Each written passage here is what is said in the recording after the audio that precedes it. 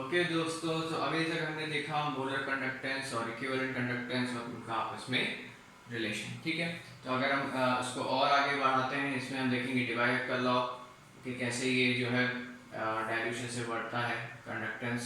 तो लेकिन उससे पहले हम थोड़ा सा और उसमें न्यूमेरिकल कर लेते हैं। ये पिछले वाले पार्ट में हमने सारे वो फॉर्मूले देख लिए थे, तो अब हम थोड़े से इसके 2-3 न्यूमेरिकल करते हैं, फिर इसमें आगे बढ़ेंगे। ठीक है, और फिर जब ये पूरा का पूरा कॉन्सेप्ट खत्म हो जाएगा, जब हम पढ़ लेंगे डिवाइड लॉ और फिर यहाँ पे पढ़ लेंगे इन्फिनिट डिल्यूशन, तो उसमें हम एडवांस लेवल तक के भी न्यूमेरिकल करेंगे। तो स्टार्टिंग करेंगे मेन से, फिर करेंगे उसमें एडवांस लेवल के न्यूमेरिकल्स। तो उसके बाद हमें पूरी तरीके से हमारे पास ग्रिप आ जाएगी। तो चलिए हम देखते हैं इसमें कि आगे हम इस पर कैसे बढ़ेंगे। तो इसमें एक न्यूमेरिकल हम ले लेते हैं यहाँ पे। ठीक है, if lambda EQ of aluminium sulfate is 10 to the power minus 3 ohm inverse meter inverse, okay, normal inverse, okay, unit आप खुद कर सकते हैं, कोई बड़ी बात नहीं है इसमें। Then what is lambda M, ये एक न्यूमेरिकल है। ठीक है, सिंपल सा न्यूमेरिकल है। 10 एल्यूमिनियम सल्फेट है और यहाँ पे हम जो है इस तरीके से हम इसको देख रहे हैं, एल्यूमिनियम सल्फेट, जिसका कि हमें लैम्डा EQ दिया हुआ है और यहाँ पे हमें लैम्डा M निकालना है। तो दोस्तों इसका आंसर कैसे निकालेंगे हम? बड़ा ही आसान है। सबसे पहले एल्यूमिनियम सल्फेट को देखें, Al2SO4 होल थ्राइस। यहाँ पे या तो पॉजिटिव चार्ज या फिर नेगेटिव चार्ज को हम देखेंगे जिससे कि हम F फैक्टर निकाल सके। तो एल्यूमिनियम यहाँ पे 2 है, 2 एल्यूमिनियम प्लस 3, तो प्लस 3 इंटू 2 यानी कितना हो जाएगा 6 positive charge. Okay, 6 positive charge हो गया यहाँ पे 6 प्लस, तो इसका F फैक्टर यहाँ पे कितना हो जाएगा? F फैक्टर हो जाएगा 6। और हमें ये मालूम है F factor into lambda equivalent is equal to lambda M। तो जितना भी हमारे पास लैम्डा इक्विवेलेंट है उसमें जो 6 का मल्टीप्लाई करेंगे तो 6 into 10 to the power minus 3, ये हो जाएगा हमारा लैम्डा M। तो इस तरीके से हम सिंपल आंसर यहाँ पे निकाल सकते हैं दोस्तों। ओके, आप समझ गए होंगे। तो ये इस तरीके से हम इसको निकाल सकते हैं। ओके, तो यहाँ पे अब हम और इसमें आगे बढ़ते हैं और देखते हैं कि किस तरीके से ये हम इसको और जो है और न्यूमेरिकल करके और इसमें ग्रिप हम अच्छी अपनी बना सकते हैं।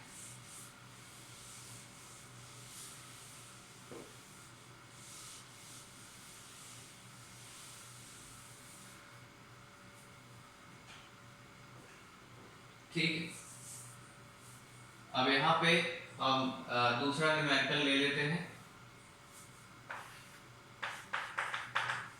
Find the lambda M for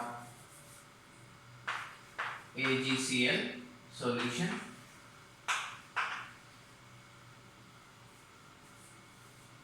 Solubility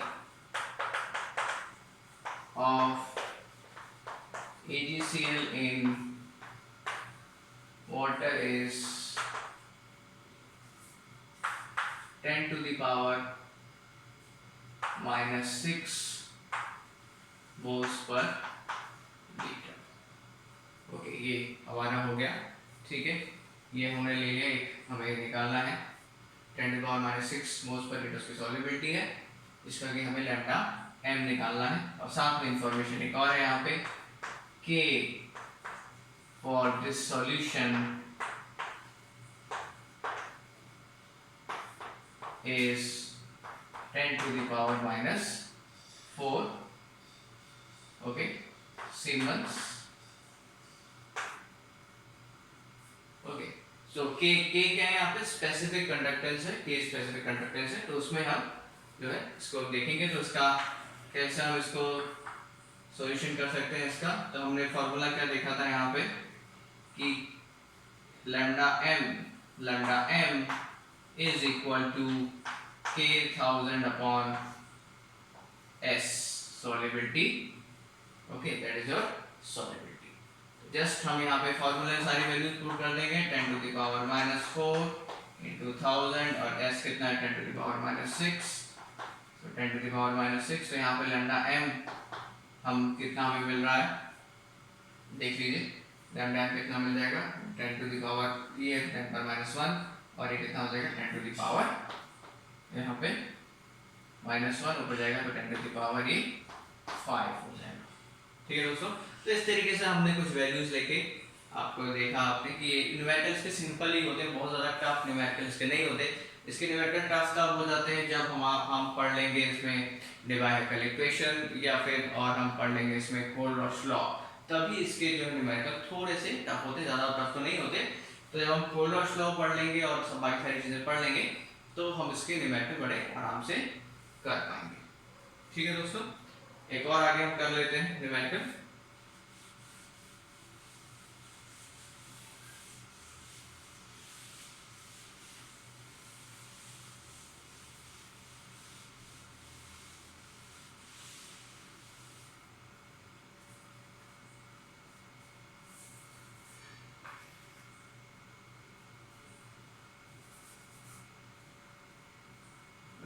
ये देखते हैं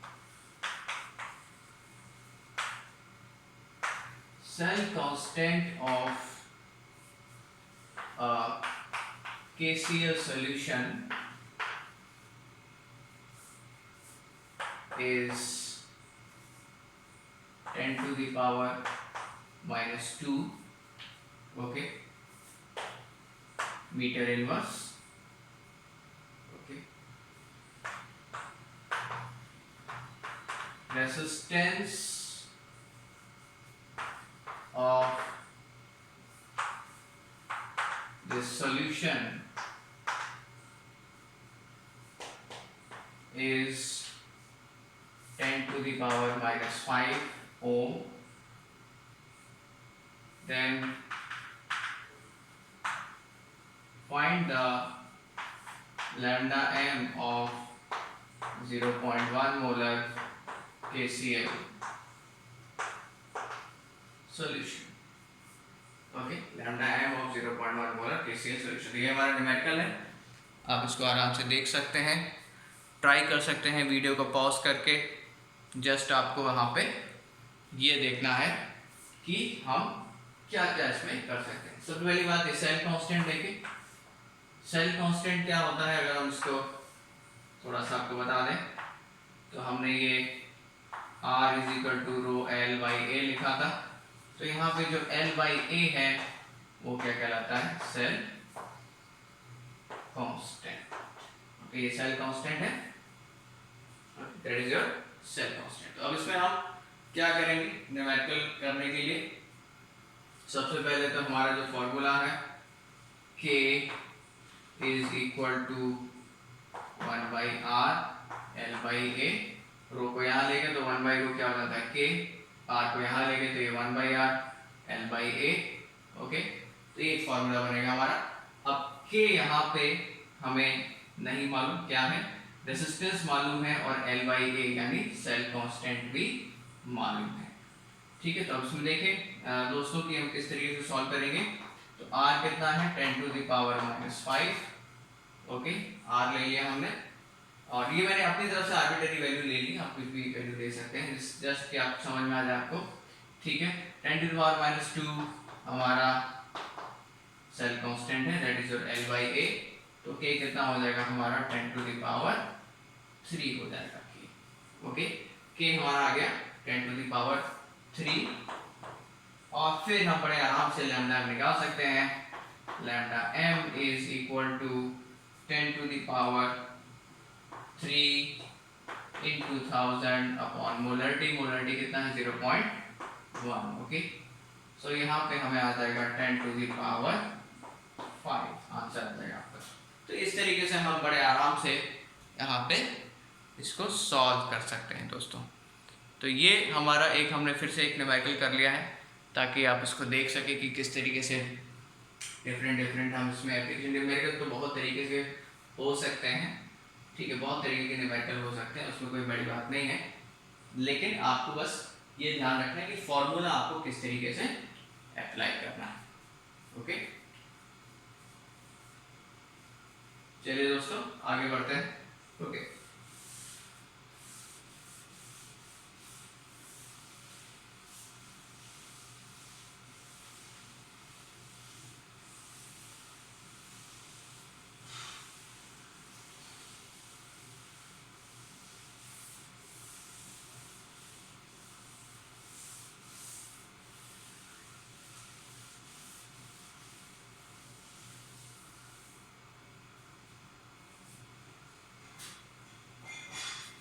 ओके, तो अब हम यहाँ पे देखेंगे कि मोलर कंडक्टेंस डाइल्यूशन बढ़ाने पे क्यों डिक्रीज होता है और इक्विवेलेंट कंडक्टेंस भी डाइल्यूशन बढ़ाने पे क्यों डिक्रीज होता है। ठीक है, तो आप यहाँ पे जो ये प्रॉब्लम आई थी, क्योंकि ये बड़ा ही कंफ्यूजिंग सा लगता है कि अगर हम डाइल्यूशन बढ़ा देंगे तो आयंस कम हो जाएंगे पर्टिकुलर वॉल्यूम में, और आयंस के कम होने से कंडक्टेंस किस तरीके से बढ़ सकता है। तो इसका जो प्रॉब्लम है, इसका जो सोल्यूशन है इस प्रॉब्लम का, वो लिया था डिवाई-हक्केल-ऑनसेकर ने।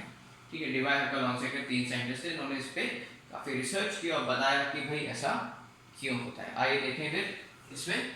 तो यहाँ पे इसको कहते हैं डिवाई-हक्केल इक्वेशन। डिवाई-हक्केल इक्वेशन, तो डिवाई-हक्केल इक्वेशन बेसिकली है क्या, ये क्या है, ये जो प्रॉब्लम आई है उसका सॉल्यूशन है। तो अगर हम देखें कि ऐसा क्यों है, सपोज अभी हम जैसे कोई भी हम सॉल्यूशन ले लें, उसमें हम काफी सारा सोडियम क्लोराइड इसमें डाल देते हैं सॉल्यूशन में, वाटर का सॉल्यूशन है, सोडियम क्लोराइड इसमें डाल दिया। अब होता क्या है, हमने पढ़ा है कि भाई लैम्डा एम बढ़ता है अगर हम डाइल्यूशन बढ़ा दें तो। ओके, डाइल्यूशन अगर हम बढ़ा दें तो लैम्डा एम बढ़ जाएगा।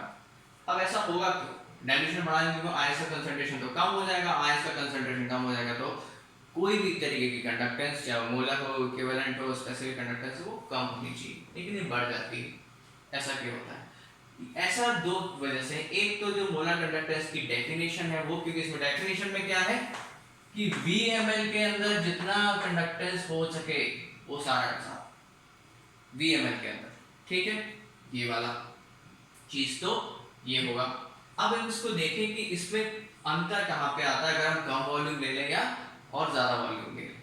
ठीक है दोस्तों, तो अगर हमने यहाँ पे NaCl लिया है, मान लीजिए हमने 1 लीटर सॉल्यूशन लिया है और इसमें 3 मोल हमने NaCl का डाल दिया है, यहाँ पे 3 मोल। अब जैसे ही हमने 3 मोल NaCl इसमें डाला है तो क्या होगा, 3 मोल NaCl डालने के बाद ये जो NaCl है, क्योंकि आयंस है तो ये आयनाइज तो होंगे ही। ओके, NaCl इस तरीके से आयनाइज हो जाएगा, Na+ और Cl नेगेटिव में इस तरीके से आयनाइज हो जाता है। अब जब ये आयनाइजेशन हो जाता है और जब ये वाटर में जाते हैं, गो इनसाइड द वाटर, तो ऐसा नहीं है कि ये वापस एक दूसरे को अट्रैक्ट नहीं करेंगे, क्योंकि वाटर है।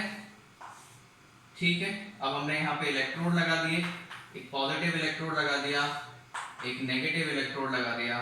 ठीक है, और क्लोराइड आयन, सोडियम आयन, ये जो है आयंस तो लगातार जो है इसके अंदर मूव ही करते रहते हैं।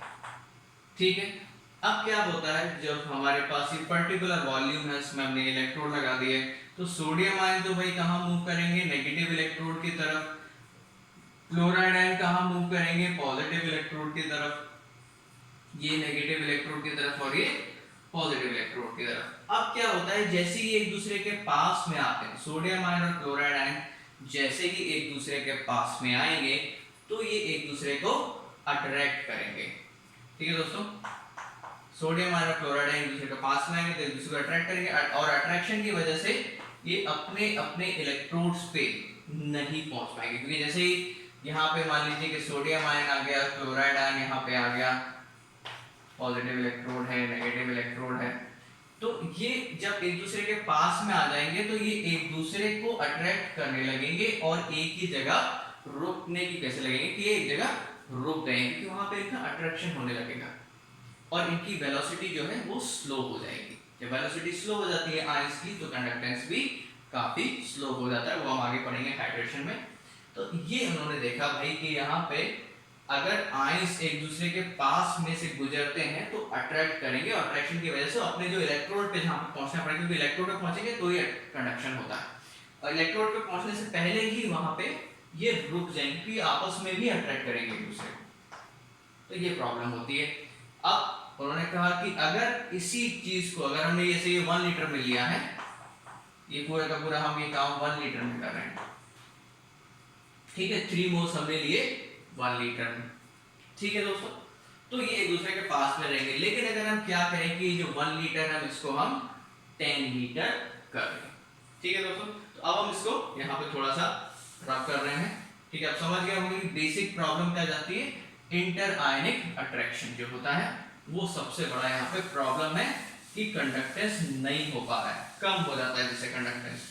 अगर हमने ये 1 लीटर जो लिया है इसको हम 10 लीटर कर देते हैं, ठीक है, इसको बहुत ही बड़े वेसल में लेते हैं 10 लीटर, क्योंकि कोई प्रॉब्लम नहीं है, लैम्डा एम VML में हो सकता है, VML हम कुछ भी ले सकते हैं, हमारी मर्जी, ठीक है। अब यहाँ पे क्या हुआ है, हमने सोडियम आयन डाला है, ठीक है, chloride ion, sodium ion chloride ion, तो यहाँ पे हम इस तरीके से यहाँ नेगेटिव इलेक्ट्रोड ले लेते हैं और यहाँ पे ले लेते हैं पॉजिटिव इलेक्ट्रोड, ठीक है, इस तरीके से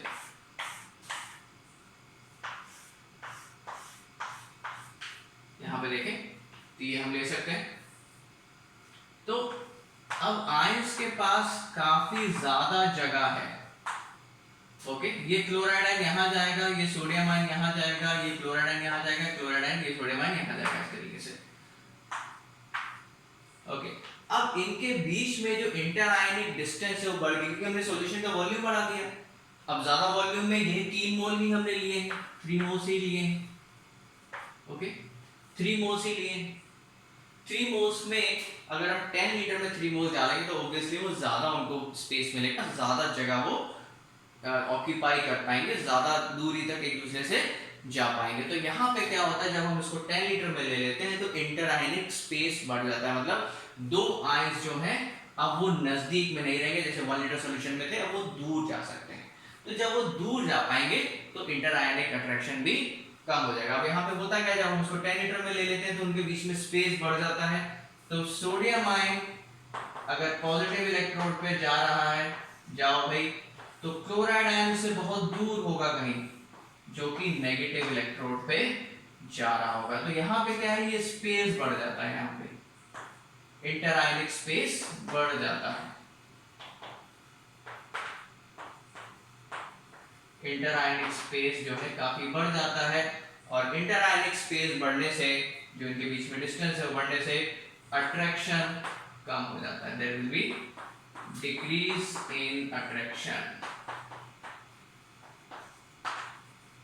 अट्रैक्शन यहाँ पे कम हो जाता है। तो यहाँ पे आपने देखी 2-3 चीजें कि हम वॉल्यूम कितना भी ले सकते हैं, ज्यादा वॉल्यूम लेने पे इनका स्पेस कम हो जाएगा, और सारी स्पेस इनके पीछे बढ़ जाएगा और अट्रैक्शन कम हो जाता है, ठीक है दोस्तों। तो ये जो अट्रैक्शन कम हो जाता है इसकी वजह से क्या है, अब कंडक्टेंस जो है वो बढ़ जाती है, increase in conductance, okay, conductance यहाँ पे बढ़ जाएगी। तो ये यहाँ पे फंडा होता है कि लैम्डा एम जो है या लैम्डा इक्यू, लैम्डा इक्यू भी लैम्डा एम जैसे ही है, बस वहाँ पे एफ फैक्टर का मल्टीप्लाई होता है, कर देते हैं हम लोग। तो दोनों ही चीजें जो हैं वो बढ़ जाती हैं अगर हम डाइल्यूशन बढ़ा दें, ठीक है, अगर हम डाइल्यूशन बढ़ा दें तो लैम्डा इक्विवेलेंट और ये जो है लैम्डा एम मोलर कंडक्टेंस दोनों ही बढ़ जाएंगी। लेकिन याद रखें स्पेसिफिक कंडक्टेंस डाइल्यूशन बढ़ाने पे कम हो जाता है क्योंकि वहां पे वॉल्यूम का स्पेसिफिकेशन है, वॉल्यूम कितना लेना है स्पेसिफिक कंडक्टेंस में, सिर्फ और सिर्फ 1 सेंटीमीटर क्यूब, वो स्पेसिफिक कंडक्टेंस के लिए, ठीक है। तो यहाँ पे वॉल्यूम का कोई यहाँ पे हिंड्रेंस नहीं है, ठीक है। तो क्यों बढ़ जाता है डाइल्यूशन बढ़ाने पे, एक तो उसकी डेफिनेशन की भाई ज्यादा वॉल्यूम भी ले लें तो वो और दूसरा इंटर आयनिक स्पेस बढ़ जाता है जिसकी वजह से अट्रैक्शन कम हो जाता है, उसकी वजह से कंडक्टेंस जो है वो बढ़ जाता है यहाँ पे। तो ये हम चीजें हम इस तरीके से समझ सकते हैं यहाँ कि क्यों बढ़ता है डाइल्यूशन बढ़ाने पे। इस वाले ये किसने निकाला था, डीवाई हक्कल ने निकाला था, और उसके बाद में उन्होंने इक्वेशन भी दी। खैर वो इक्वेशन हम बाद में देखेंगे, लेकिन यहाँ पे ये चीज समझने की है, वो कि आपको समझ में आया होगा। ठीक है, एक तो ये चीज उन्होंने बताया। ठीक है, दूसरी चीज हम देखेंगे हाइड्रेशन के बारे में कि हाइड्रेशन जो है उससे कंडक्टेंस किस तरीके से कम हो जाता है। ठीक है दोस्तों, तो एक तो ये हो गया डाइल्यूशन। दूसरा जो है, तो दूसरा उन्होंने चीज बताया वो है हाइड्रेशन। हाइड्रेशन वैसे भी हम एल्कली मेटल और एल्कली अर्थ मेटल में या फिर केमिकल बॉन्डिंग में पढ़ते ही हैं, लेकिन फिर भी थोड़ा सा रिवीजन हो जाएगा। लैम्डा m जो है इनवर्स होता है हाइड्रेशन के। ओके, हाइड्रेशन जो है वो मोलर कंडक्टेंस को कम कर देता है। हाइड्रेशन, अब हाइड्रेशन मोलर कंडक्टेंस को कम क्यों कर देता है वो हम देखते हैं। तो देखते हैं कि हाइड्रेशन होता क्या है। ओके, जैसे ही हम कोई भी आयन वाटर में डालते हैं, okay, when ions are created inside water, तो क्या होता है वहां पे, water molecule is polar, okay, as H2O is polar, so H2O molecules get attracted towards water. Okay, H2O molecule gets attracted towards ion. कोई भी हम आयन डालेंगे तो उसमें ये चीजें होंगी ही। ओके, उसमें ये चीजें होंगी। अब यहाँ पे देखें, अगर हम सोडियम आयन को लें, सोडियम आयन, तो सोडियम आयन और क्लोराइड आयन, अगर हम क्लोराइड आयन को ले लें दोनों ही, तो इसमें क्या होता है, सोडियम आयन के पास ऑक्सीजन जो है वाटर मॉलिक्यूल का, ऑक्सीजन पे कैसा चार्ज होता है, पार्शियल नेगेटिव चार्ज, और हाइड्रोजन पे पार्शियल पॉजिटिव चार्ज, तो ये इसकी तरफ अट्रैक्ट होगा। ठीक है, तो ऐसे ही इसको हम ऐसे ट्रायंगल के फॉर्म में ले लेते हैं वाटर मॉलिक्यूल को। ऐसे ही कई सारे वाटर मॉलिक्यूल जो हैं वो सोडियम आयन के पास आके अट्रैक्ट होंगे। जो नेगेटिव चार्ज है वाटर मॉलिक्यूल्स का, ओके, जो वाटर मॉलिक्यूल्स का नेगेटिव चार्ज है वो सोडियम के पास आके अट्रैक्ट होने लगेगा। जो नेगेटिव चार्ज है वो सोडियम के पास आके अट्रैक्ट होने लगेगा, और ये जो पॉजिटिव चार्ज है जो कि हाइड्रोजन पे है वो सोडियम से दूर रहेगा। तो ऐसे एक स्फीयर बना लेते हैं वाटर मॉलिक्यूल्स, किसी भी आयंस के पास आके एक ऐसा स्फीयर बना लेते हैं, इसको हम हाइड्रेशन स्फीयर कहते हैं। तो ये पूरा का पूरा, ओके, ये पूरा का पूरा यहाँ पे एक स्फीयर बन जाता है। ओके, हम इसको ऐसे बना लेते हैं इस तरीके से। तो इसको हम क्या कहते हैं, ये इस तरीके से इसको दिखाया जाता है। हर बार वाटर मॉलिक्यूल नहीं बनाए जाते उस तरीके से, और इसमें मैंने अलग अलग लेयर्स बनाई हैं। ठीक है, पहले एक वाटर मॉलिक्यूल्स की लेयर होगी, फिर दूसरी होगी, फिर तीसरी होगी, इस तरीके से काफी सारी लेयर्स इसमें होती हैं। तो हम इसको कहते हैं हाइड्रेशन स्फीयर कहते हैं, हाइड्रेशन स्फीयर। ओके, ये हाइड्रेशन स्फीयर कहलाता है। यहाँ पे वाटर मॉलिक्यूल्स अट्रैक्ट हो जाते हैं, कोई भी आयन हम डालेंगे वाटर मॉलिक्यूल्स अट्रैक्ट हो जाएंगे, चाहे वो पॉजिटिव आयन हो चाहे नेगेटिव आयन हो। ठीक है, अगर हम क्लोराइड आयन के अगर यहाँ पे ले लेते हैं, तो क्लोराइड आयन के पास हाइड्रोजन जो है, वाटर मॉलिक्यूल्स के जो हाइड्रोजन है जिनके पास पॉजिटिव चार्ज है, तो वो आके यहाँ पे अट्रैक्ट हो जाते हैं। ठीक है, तो ये क्लोराइड आयन के पास भी इसी तरीके से हाइड्रेशन स्फीयर बन जाता है। तो चाहे नेगेटिव आयन हो चाहे पॉजिटिव आयन हो, हाइड्रेशन स्फीयर बनता है, और ये मल्टी लेयर होता है। इसमें कितनी लेयर्स होंगी ये काफी ज्यादा इंपॉर्टेंट है देखने के लिए। सबसे पहले हाइड्रेशन समझ के, हाइड्रेशन क्या है कि जब आयंस, हाइड्रेशन क्या है यहाँ पे, आयंस के पास वाटर मॉलिक्यूल्स आके उससे अट्रैक्ट हो जाते हैं, तो उसको हम हाइड्रेशन कहते हैं। समझ गए दोस्तों?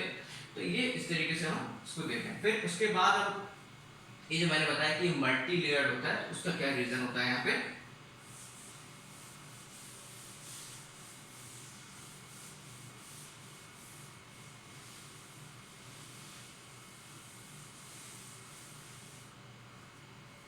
ओके, मल्टी लेयर का, सो हाइड्रेशन स्फीयर,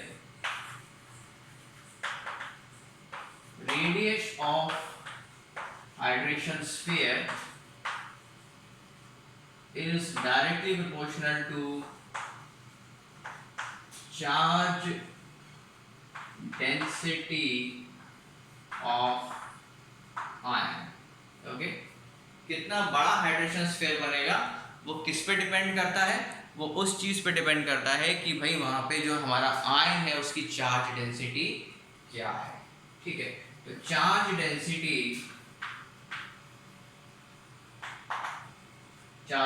क्या है? Charge density is your charge per unit volume, charge per unit volume. ठीक है, charge per unit volume.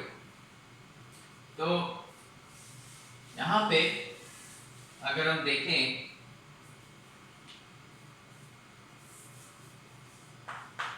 Lithium ion छोटा सा, उससे थोड़ा बड़ा सोडियम आयन, उससे बड़ा पोटेशियम आयन और उससे भी बड़ा हमारा सीजियम आयन। ठीक है दोस्तों, अब यहाँ पे देखें कि वॉल्यूम सबका बढ़ रहा है नीचे। Okay, so lithium, sodium, potassium, caesium, volume सबका बढ़ रहा है। ठीक है, इसका हम वॉल्यूम ले लेते हैं V1 volume, V2 volume, V3 volume and V4 volume. Okay दोस्तों, लेकिन सब पे चार्ज कितना? चार्ज सब पे +1 है। Okay, +1 charge, +1 charge, +1 charge, +1 charge. तो अगर हम देखें चार्ज डेंसिटी में वॉल्यूम कैसे है? डिनोमिनेटर में है, तो वॉल्यूम जितना ज्यादा होगा चार्ज डेंसिटी उतनी कम होगी। तो यहाँ पे अगर देखें तो नीचे की तरफ हम जाएंगे, लिथियम, पोटेशियम और लास्ट में से भी वीडियो मैंने नहीं लिया है, कोई बात नहीं। तो यहाँ पे चार्ज डेंसिटी जो है डिक्रीज है, क्योंकि चार्ज तो सेम है लेकिन वॉल्यूम बढ़ रहा है, तो charge density will decrease. Charge density यहाँ पे डिक्रीज हो जाएगी। तो लिथियम का हाइड्रेशन स्फीयर सबसे ज्यादा होगा, क्योंकि चार्ज डेंसिटी के डायरेक्ट प्रोपोर्शनल होता है। जितना ज्यादा चार्ज डेंसिटी होगा उतना ज्यादा इंटेंस चार्ज होगा वहां पे एक पर्टिकुलर स्फीयर पे। ओके, छोटे से स्फीयर पे पॉजिटिव चार्ज, ये बड़ा स्फीयर हो गया तो पॉजिटिव चार्ज फैल जाएगा, उसकी स्ट्रेंथ कम हो जाएगी। इस तरीके से ये काम करता है। तो जितना ज्यादा चार्ज डेंसिटी होगा उतना बड़ा हाइड्रेशन स्फीयर बनेगा। So lithium positive has largest hydration sphere.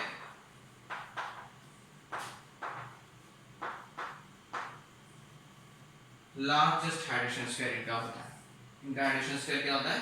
Largest, lithium ion का, क्योंकि सबसे छोटे हैं। और मैंने बताया था कि आपको लैम्डा m जो है, लैम्डा m डिक्रीज हो जाता है अगर हाइड्रेशन बढ़ जाए। तो इसकी हाइड्रेशन अगर बढ़ेगा तो मोलर कंडक्टेंस डिक्रीज होगा। तो lithium also have least lambda m। Lithium has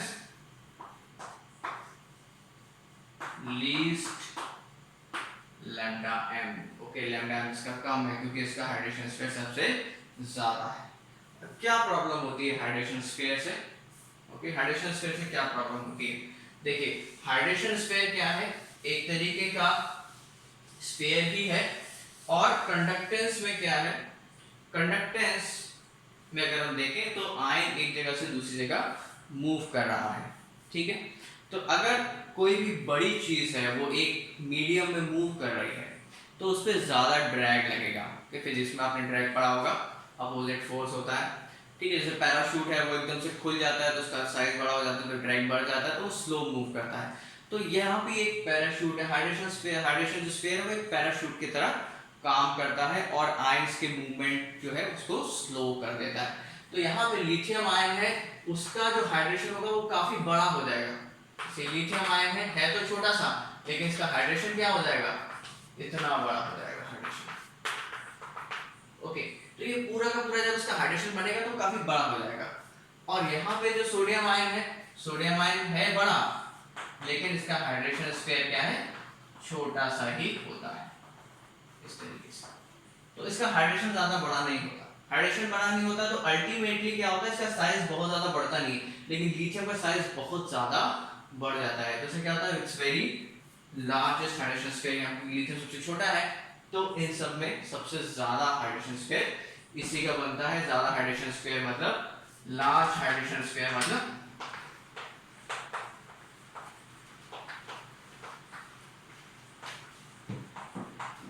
means more drag, ज्यादा ड्रैग होता है, ज्यादा ड्रैग होता है यहाँ पे। ओके, ज्यादा ड्रैग मतलब लोअर और less lambda M, lambda M भी यहाँ पे कम हो जाता है। ठीक है दोस्तों, तो यहाँ पे ड्रैग बढ़ जाएगा, ड्रैग बढ़ने की वजह से यहाँ पे लैम्डा एम हमारा कम हो जाता है। तो ये भी डिवाइड कर लें, बताया था। ओके, ये भी डिवाइड करने बताया था। ठीक है दोस्तों, ये हुआ। एक और चीज जिस पे हम यहाँ पे डिस्कस करेंगे उसको, ओके, एक और चीज डिस्कस करते हैं, वो है जंपिंग कंडक्टेंस